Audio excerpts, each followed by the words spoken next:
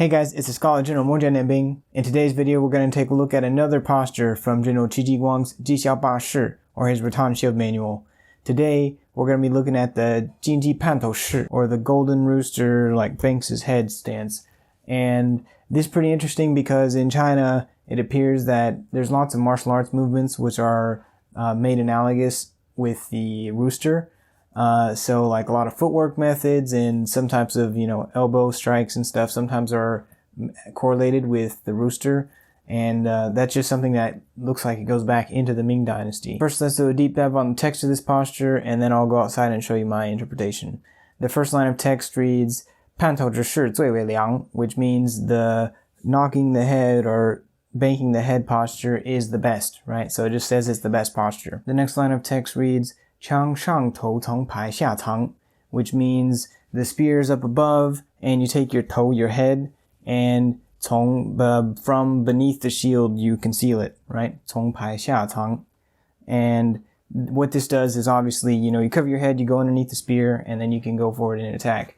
And this is also interesting because in many Dao forms, they have positions where they call 藏刀, or hiding the knife, hiding the saber.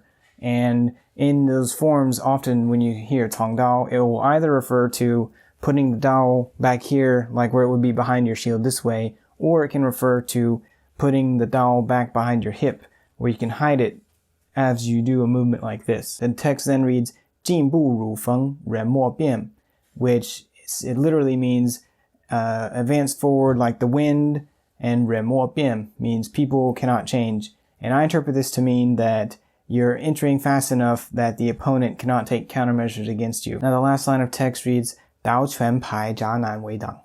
And this one is very interesting because in the 五倍制, one of the versions of this text, it actually, instead of saying 刀全排, it has 刀枪排.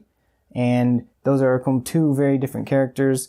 刀枪, 枪 is a spear, or it could refer to a javelin, and 全 is actually like measuring or balancing. And most versions of the text have this, so I actually think it's correct to say 刀全排, or balancing the saber and the shield, 闸南为党, is extremely hard to block or stop. So now let's go out and look at how this technique works. So because the 金鷄畔头势 is very intuitive and just involves running up under the spear, I actually wanted to show two different entries into this stance from different moves.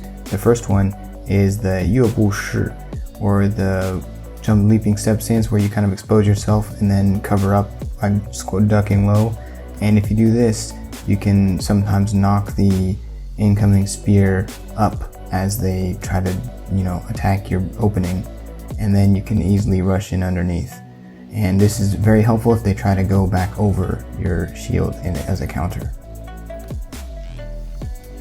Now the next entry I wanted to show is an entry from the 斜行式. So the 斜行式 is a posture where you try to advance and keep the spear shaft on the left side, on the other side of your shield. And whenever you do this, sometimes the spear can try to come back over and get to your head, and then you can easily transition into the 金鷄畔头势, and these works very well. So that is my interpretation of the 金鷄畔头势. As you can see, this is a very simple, very effective technique. If you guys have any comments or questions, just make sure you leave those down below. And thank you all for watching. Please subscribe and don't forget to stay sharp.